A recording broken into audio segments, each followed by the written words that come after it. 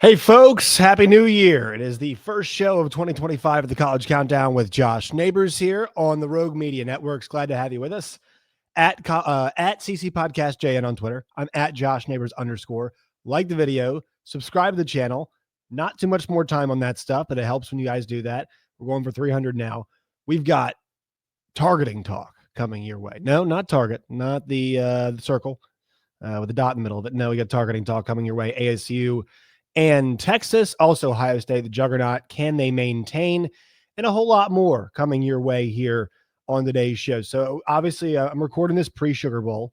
Okay, so we'll have some reaction to that on Friday's show and kind of look ahead. But the big thing is, this show is about some big picture stuff. And we talk about some of the results in the games and whatnot. And, I've gotten better at learning how that stuff goes. I didn't play football myself because of the heart condition, but I've really leaned on a lot of people I know to break down X's and O's. And we'll talk about it. But I like a lot of big picture stuff because I think there's always big picture conversations happening around results. And there doesn't always need to be. And I think that's where we start today. So there is this idea last week that because Indiana and SMU got killed, they did not deserve to be in the playoff. And then it came back around this week when South Carolina and Alabama, two teams that made arguments to be in, did not play well, lost their bowl games, and people said, look, their arguments were wrong. And I think all of this stuff, I think both people arguing against the teams are wrong. I think saying that SMU and Indiana didn't deserve to be there is wrong. And I think saying that these results in the bowl game show they didn't need to be there is wrong. Because there's the big crux of the argument is this. We are judging you based off of what you accomplished. If you were to say, so last year, I'm a firm believer that Florida State was, should have been in the college football playoff. I'm a big believer FSU deserved to be in 2023. If you are an anti-SEC person, you might say, well, FSU deserved it in 23. Ha ha. Look at Bama and South Carolina this year. They didn't deserve to be in. No, because you're making the same argument against Florida State. The bowl results do not justify whether you get in. I've been saying this. You're not judged on your bowl result when selecting college football playoff teams. You're judged on your resume and how you look up until that point. And the thing about Alabama is the way they got drubbed against Michigan. Okay, it's not surprising because they did that before when they lost to Oklahoma. That Oklahoma game is the argument against Alabama. South Carolina's record is the argument against them too. I'm not saying much of a result, but I think the Alabama case is a much stronger one. So I think Indiana and SMU should have been in. I don't think them getting crushed, smoke shows they should not have. I don't think Alabama and the SEC are any weaker because of what they did in their respective bowl games. I don't believe that. I think a lot of folks were trying in those games, and I don't know. I just think it's dangerous when you're talking about bowl results as some kind of indicator of what should have happened a month ago. Florida State losing to Georgia last year with all the opt-outs did not prove anything about their season. And I think, another thing is people are like, well, Kalen DeBoer, clearly not Nick Saban. Obviously, he's not Nick Saban, but the era has changed. Saban left because the game was changing. Saban's Alabama was going to go away. And you could argue in some ways it was already going away. So Kalen DeBoer is going to have to find his way. And it's been challenging for him so far, but he's going to have to find his way. But I wouldn't bet against a guy who's been as successful as DeBoer has everywhere else.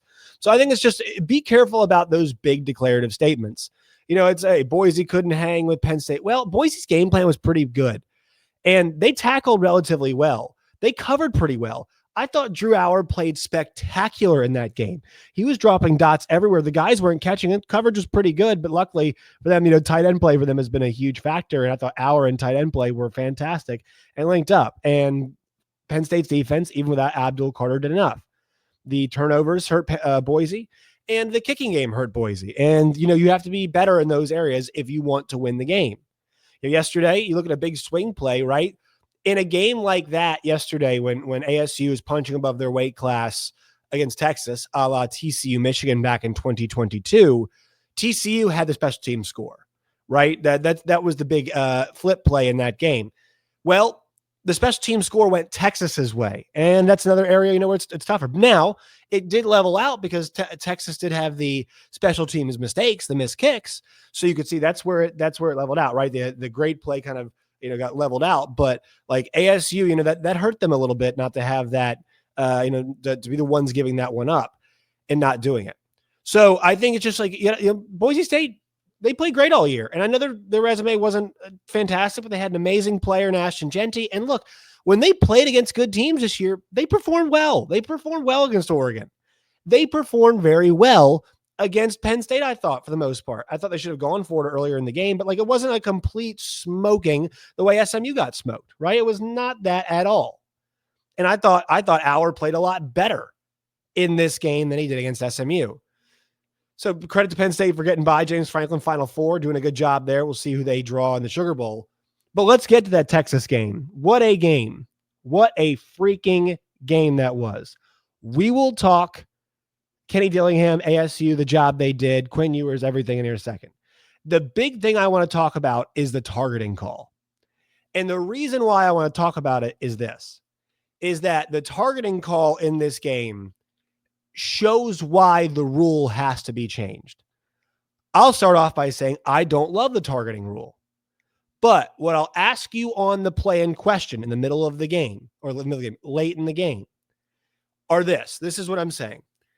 So here are the rules I'm reading about targeting, and I'll even share my screen here so you all can see what I'm talking about. All right. So on this targeting rule, okay, any of these criteria can be met. Okay. So this is what I think it meets. A player attempting to catch a forward pass or a player who has completed the catch but hasn't had ample time to protect themselves or hasn't clearly become the ball carrier yet. And this is, how does the NCAA define a defenseless player? Once again, the NCAA has got the rules for how much longer, but they'll adopt a lot of these rules, yada, yada, yada. So I think this is a good way to describe, I forgot which offensive player, which receiver it was, but I think he could easily be described as definitely a player trying to catch a pass who has not completed the catch and he has not had ample time to protect himself. So he has completed the catch. He's got the ball, but he has not had time to protect himself. Okay. So he fits that criteria. Then here is the replay to determine whether targeting on the field was correct or if there is targeting. If the player leads with their helmet, shoulder, forearm, fist, hand, or elbow to attack with forcible contact the head or neck area of an opposing player, right? Because if you look at these other two, I don't think there was a launch, and I don't think he crouched. I actually thought the hit was pretty clean. Eyes were up, but here's the deal. I thought it was a good tackle. I don't think it was a vicious hit, but Matt Austin, rules official on the broadcast, says it's targeting. Dusty Dvoracek, who is in seminars before the season because he is a broadcaster, said it met the criteria of what the officials said is targeting. He also said he talked to Bill LeMonnier, who does officiating for ESPN stuff as well, and he said it should be targeting. Terry McCauley said it should be targeting. Scott Van Pelt says targeting. I think it was targeting. Do I think that should be targeting? No. But the referees in this game, in my opinion, did not want targeting to swing this game. And they're right for thinking that. But your job is to adjudicate and hand out penalties based off the rules. And this player led with his helmet. I forgot the guy's name again. Sorry about that. But, second team All-American, forget the player's name off the top of my head. But he led with his helmet and made contact with the head or neck area of the opposing player. And we'd already said that he had not had chance to defend himself. Matt Austin made this point. So, and Scott Van Pelt made this too, and this is what I said last night to one of my buddies. If this is a Tuesday night CUSA game in October, that's targeting. And it's the same exact sport.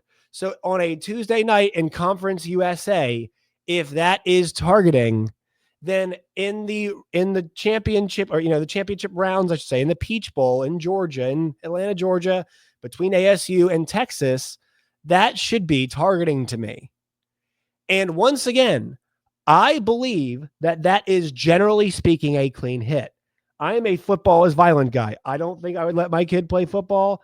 And if I knew what we're seeing now about safety and whatnot, I would not have played football. I tried to, and the doctor said, don't do it. But like, I don't, and I love football. I love covering it, but it's violent sport. But like, it's a violent sport. So plays like that will happen.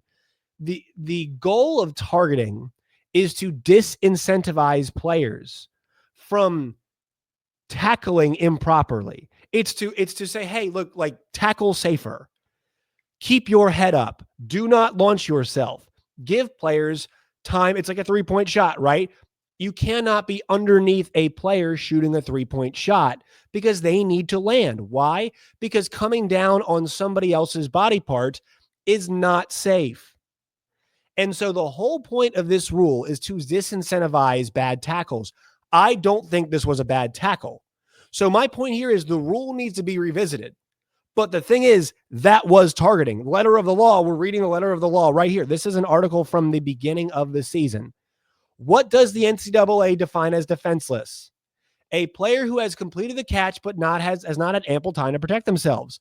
Check. That is what we saw. Okay, how is that determined over replay? Did the defensive player lead with their helmet, shoulder, forearm, fist, hand, or elbow to attack with forcible contact in the head or neck area? He was pretty square, but you know what? He did lead with his helmet. Eyes were up, but he hit him, then kind of tucked the helmet. But still, that to me, letter of the law is targeting. They need to change the letter of the law, but it's still targeting. And this is not to say ASU would not have screwed it up. We don't know. But the idea of, hey, we don't want this penalty to cause to be the reason why team X or team Y wins. Well, penalties hurt teams all the time. Penalties hurt teams. D4 jumping off sides, it hurt Kansas City, as it should have. He jumped off sides. And, that is exactly what happens. Those penalties are important because they happen. And they are fouls. You got to call them fouls. Like, you can't just say you got to let them figure it out. No, because like a foul is a foul is a foul. I don't like it when referees tighten up games in the second half. There should never be games where it's like, hey, 5 fouls the first half, 20 in the second half, because and the play is still the same. It shouldn't happen in basketball. Football, same way. And I know there was a missed targeting earlier in the game too, but like, call them. This one's under the microscope, but it just shows the rule does need some adjusting. And I know intent is hard to judge and whatnot, but my big thing is, if your eyes are up, you should be okay. Because physically speaking, it's impossible to lead with your helmet if your head is up. If my eyes are up, I can't headbutt you. And the thing is, if I see somebody headbutt somebody with a helmet, I can see your head going down. The only way to lead with your head is to put your eyes down. Right. And there are going to be some plays where the eyes go down. Yes, but it's, you're reading this rule here and people are saying crown of the helmet. Crown of the helmet's automatic. But you're seeing right here, if the player leads with the helmet, shoulder, forearm, fist, hand, or elbow to attack. This right here does not say crown of the helmet. Crown of the helmet's an easy indicator. It shows you, it should be a targeting. But crown of the helmet is not necessary by the letter of the law. So enforce it the right way. All right. That's all I'm saying, because these are important calls. They swing games. In the future, I don't want to see a call like that swing a game, but I guarantee you there's going to be a play that gets called targeting that's just like this one. And Kenny Dillingham handled it well after the game. That's where I want to begin. Kenny Dillingham doing the Lord's work out there, man, like, strong game plan. He was not perfect yesterday. I think it's a good point. Not a lot of coaches are, but man, I thought they had a great game plan. They came in prepared. They challenged Texas up front. They blitzed their tails off. They got after. They played a lot of man coverage and exposed a big problem for Texas is the receivers are not particularly great. And Golden was great, but like, those guys are, it's like a bunch of dirt bikes is the analogy I heard over there on Cover 3. And so that personnel, it's, they don't have the big receivers. Ryan Wingo is going to be a really good one, but he caught a couple passes. He's caught some this year, but like, he's just not the big time target that AD Mitchell was. And you paired up Mitchell with Worthy, and you go the tight end play and the running back. So they had it all last year. They don't have that. Texas could not run the ball effectively. Kelvin Banks left the game. I think he came back in, but like, they're banged up front. And Arizona State challenged them. Texas was not able to run the ball effectively against Arizona State the way they did against Clemson. They were not able to do it. You go and you look at the results and the stats from yesterday, and you look at what Texas was able to do. They had a rough go running the rock against ASU. They were, let's see, and I mean, I think if you end up taking sacks out, it was like 2.7 per carry. But Quintravion Wisner, 18 for 45, and I mean, his longest run was 7. Silas Bolden, 1 for 5, 5 yards. Jaden Blue, 4 for 4, 3 yards. Quinn Ewer's longest run was 6 yards. That was tough. That was really difficult. I thought Ewers played well. He gets a lot of flack for where he plays and who's behind him. And upstairs, he is not as good as other guys. He does not see the field as well. He puts the ball in harm's way. It's like he is the arm and Sark is the head sometimes. But I thought he played really well. He led them on those 2 drives. They missed the field goals. He converts a 4th and 13 and comes back the next play and has a touchdown. He had the dive for the end zone. All right, he is a really talented player. Everybody can see it. And is he perfect all the time? No, he is not. All right, but I think he deserves some more credit because that run game is not nearly as good as it was last year. And he is under a ton of stress and a ton of pressure. And I think continually plays well. All right. I know he was just managing the game against Clemson. Okay. I know he had some mistakes in that game against Georgia. But to me, I don't think we value him enough. And you see individual moments of brilliance from him, and they're typically pretty impactful moments of brilliance from him. And I thought he was really impactful in this game. It's the best game he's played since the Florida game, in my opinion. I thought he was very good for a guy who was under a consistent amount of pressure. Because that Texas offensive line ain't as good as the defensive line. Thought Texas defensive line played really, really well. I think Cam Scatterbo is just an awesome player. And the thing is, like, he had some really crappy runs yesterday. Now, this guy in the most Florida State move of all time, and most Arizona State move of all time, is there. And if I've said Florida State, I'm sorry, I've said that before because we just talked about them a second ago. Yakking on the sidelines and still going out there 30 for 143 and 2 scores, and then also 8 catches, 99 yards, and it was you got after it. They were 4.4 per carry in this game, which is impressive. Also, I love the way Sam Levitt plays. I think he's got a chance. I think he's got a chance to be one of the really good ones, and not just in college, because the way he zips around, he has got Riley Leonard type sack avoidance, and he has got a better arm than Riley Leonard. I think he can be more accurate than Riley Leonard. He made some bad decisions yesterday. I know he had the pick to end the game, but man, he has got a chance to be really special. And this is what goes to what Arizona State's doing. Their talent, their ability to evaluate and get guys in there pretty quickly and make them effective is very impressive. I think that's what we should be taking from this. And how well their offense has played. I mean, 49 points against Arizona, 45 against Iowa State, and then 31 in this game. But like, it's not about the points. It's about the way their offense moved. When they had to have it, they were able to move the ball late in the game and score. And, you look at the, play-by-play, like you go to their scoring drives, in this game, and like where they're able to get it late in the game. They did a great job, right? 12 plays, 61 yards. They miss a field goal. 9 plays for 37, 11 for 45. Then they had a punt. Let's see. I'm going the other way. Actually, I meant to go this way. So like second half, right? 11 for 60, 11 for 50, 10 for 75, 3 for 79, 4 for 18 is the punt, 8 for 25 and the touchdown. And then they had the pick at the end of the game, right? So they were moving the ball much better, and they got better, that fourth quarter, like they turned it on. They got opportunities to turn it on, and they did. And so I was very impressed with the way they played, and I just think it's not surprising. Kenny Dillingham, he is the modern example of what you want in a college football coach. Once again, I always use the Arkansas example because that's where I cover day to day. And Arkansas is not as good talent-wise as a state as Texas is. They're not quite as good of a program as Florida, right? So if you're like those programs, you have to win in the margins. And Arkansas doesn't know how good they could be, because I don't think they have a coach in Sam Pittman right now who can inspire investment. If you are a Florida State fan and this guy does not fire you up to donate money, then you were never going to do it anyway. I mean, if I was an ASU grad and I know some and I had any disposable income, like if I thought about causes and whatnot, like I would give money to NIL because, man, if you enjoy Arizona State football, if you love your college football team, invest in this guy because he's going to bring you joy because your team cares a lot and they play a certain style of football. And him making them, she's like, we shake hands after the game. And the targeting call, he's being like, like I just like, hey, I don't know what the rules are. We had a guy out this week, and didn't get too mad about it and too upset about it.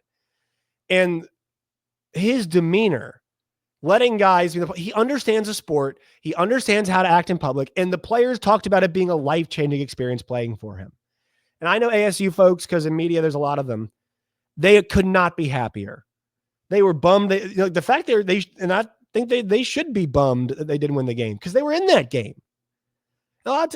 Texas this year was not quite the hammer, but they're more physical up front. But like they were able to move the ball against a really good front yesterday at times. And not a lot of teams did that as much as ASU did yesterday. And so they should feel like bummed and upset, but they should feel super proud, man, because they did not, in the words of Bobby Petrino, they did not come to paint. They did not come to mess around. They came to win. And I loved that about them. I loved the way that they played. I was so impressed by it. It was fun to watch. And a coach like that can take you really far. Now, it'll be more up and down because like the Big 12's got a lot of good players, good teams. And I think as long as they have Sam Levitt, they should be okay. But, and they got to keep going in this direction.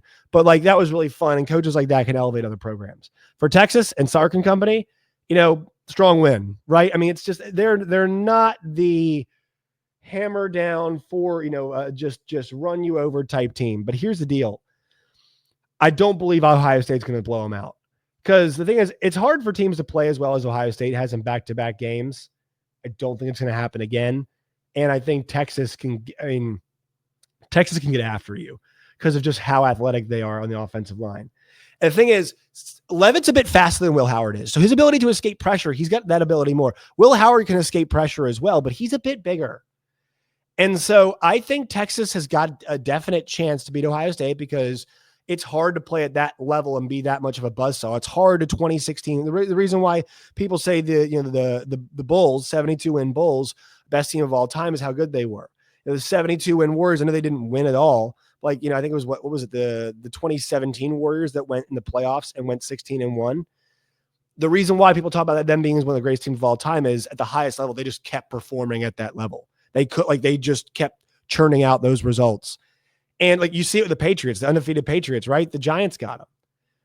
And so that is why I think it's going to be hard. Like Ohio State's the Death Star now. They look amazing, but the area of their weakest is offensive line. And I think Texas could exploit that.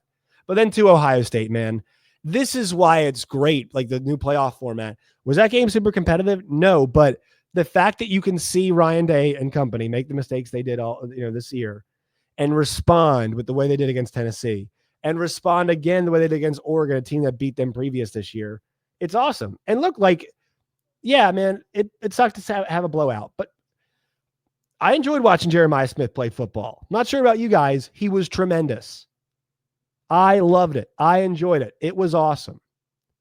So I think what we should be not celebrating it, but like, damn, man, Ryan, and you can say, hey, the best roster in the country, whatever. Okay, best rosters do not always win, and they're winning right now. Should they win the championship? Yes. But too often, I think there are like 4 or 5 fan bases that think they should win a championship every single year, and we only hand out 1 trophy.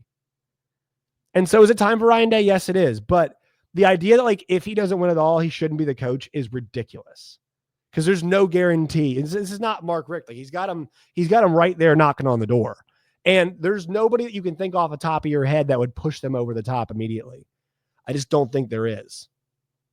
And there's like nobody who comes to my mind, top of my head, push you over the top, unless you're like, we've got Kirby Smart now at Ohio State. Well, great, but like Kirby Smarts don't leave. Just they don't do it. The Saban Texas job stuff was happening, whatever. Maybe Kirby could extort a raise out of it. I don't know if it, I just don't think it's going to happen. But the point stands that there's nobody out there they can get, and they've got. I'm going to the Broyles Award because it's in Arkansas, and the guy I work with runs it. The award for the top assistant in the country. Jim Knowles can have my chair because he's not coming, and Jim Knowles deserves to. Sir Blitz a lot last night. 8 sacks for Ohio State against Oregon. Jack Sawyer 2, JT Tuamaloau 2, and then the number 0, if his name is Smith or whatever his name is, has 2 as well. They got after that ass. Dillon Gabriel was uncomfortable. The coverage schemes were fantastic. And the thing is, Oregon moved the ball in the second half, but it was far too late. It's far too late. And this Ohio State defense has been lights out ever since they had what happened. The Oregon loss. Right. I mean, like the Michigan loss is not on Ohio State. They gave us some third down conversions, but that you should be able to win that game. So I think, the Ohio State totally deserving. See what happens. I think Ohio State, Texas is super compelling. Obviously, it's 2 great brands, but the idea it's like, hey, some of these teams don't belong, whatever. No, man, like ASU proved that they belong. And also, yeah, you'll get more often Boise State and Penn State, that kind of result, right? Where it's like that team play, it's good, but they're just not good enough. But you've got ASU making it happen and getting close. You've got an example of Boise State, or excuse me, TCU beating Michigan. Like, it's not like this stuff does not happen at all. Yes, you get Georgia, TCU, but if you get the right formula, you can have a team be competitive like Texas were. Now, would Arizona State be competitive against Ohio State? I don't know, but we've seen 2 top 5 teams, 2 top 10 teams that were top 10 all year get just dragged by Ohio State. So it happens. But I don't like the idea. It's like the sports at bad spot. Man, I really enjoyed having more meaningful football than we do. And also the other bowl games are meaningful too. I've enjoyed it. I've enjoyed the meaningful football. Enjoy it too. We don't have to make everything a referendum on the sport all the time. The targeting call, they might say, Josh, you made the targeting call referendum thing. Well, yeah, it's because obviously it's time, right? Because the way the rule's written, they didn't enforce it. But we've seen other teams have it enforced against them that way. And that's a problem. It should be standardized. It should be the same. That's something I think we all agree with. So that's a referendum on one specific rule because I think it would help the overall health of the sport. And I would like to see it called the way it was yesterday, but it hasn't been called that way, and it's not the way it's written. It's the same way. It's like, I think kids should be paid to play in college football right now, but technically speaking with NIL, they're not. I mean, it's backwards. Yes. Backhanded. Yes, they are.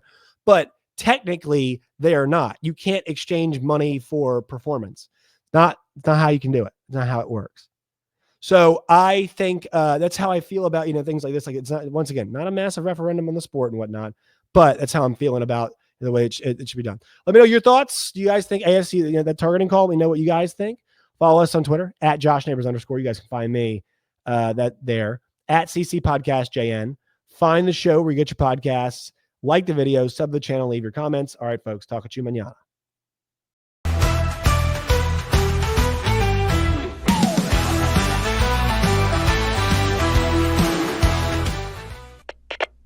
We are Rogue Media Sports.